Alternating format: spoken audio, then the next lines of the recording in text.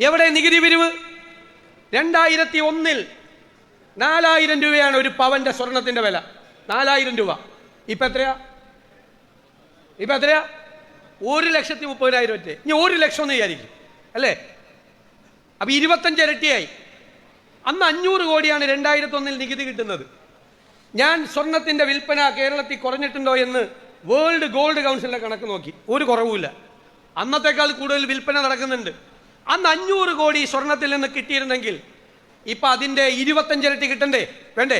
എത്ര കോടി കിട്ടണം? 25 ഇരട്ടി എന്ന് പറഞ്ഞാൽ 500ന്റെ 25 ഇതെന്ന് പറഞ്ഞാൽ 12,500 കോടി വരും.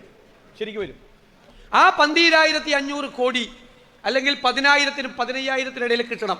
അപ്പൊ കിട്ടണ എത്രയെന്നറിയോ? അറിയോ? പഴയ 500 കോടി തന്നെ. ചോർച്ചയാണ്, നികുതി ചോർച്ചയാണ്. നികുതി ചോർച്ചയാണ്. ഇവിടെ സ്വർണ്ണക്കട നടത്തുന്നവരല്ല ആ നികുതി ചോർച്ച നടത്തുന്നത്. അവർക്കും കച്ചവടമില്ല.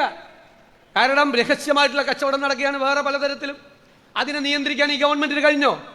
10-12,000 കോടി രൂപ ഖജനാവിൽ കിട്ടേണ്ടതാണ് എല്ലാ വർഷവും നഷ്ടപ്പെടുന്നത്. ഇവർക്ക് ഇവിടെ ഗവൺമെന്റ് ഇല്ല, സർക്കാരില്ല. സർക്കാരില്ലായ്മയാണ് ഇവരുടെ ഏറ്റവും മുഖമുദ്ര. അതിന് പരിഹാരമുണ്ടാകും. സാധാരണക്കാരന്റെ കണ്ണീര് തുടയ്ക്കാൻ, അവന്റെ സങ്കടങ്ങൾ മാറ്റാൻ, അവന്റെ ജീവിത നിലവാരം ഉയർത്താൻ നമ്മൾ നടത്തുന്ന കഠിനാധ്വാനത്തിന്റെ പേരാണ് രാഷ്ട്രീയ പ്രവർത്തനം. ആ കഠിനാധ്വാനത്തിന്റെ പേരാകണം രാഷ്ട്രീയ പ്രവർത്തനം.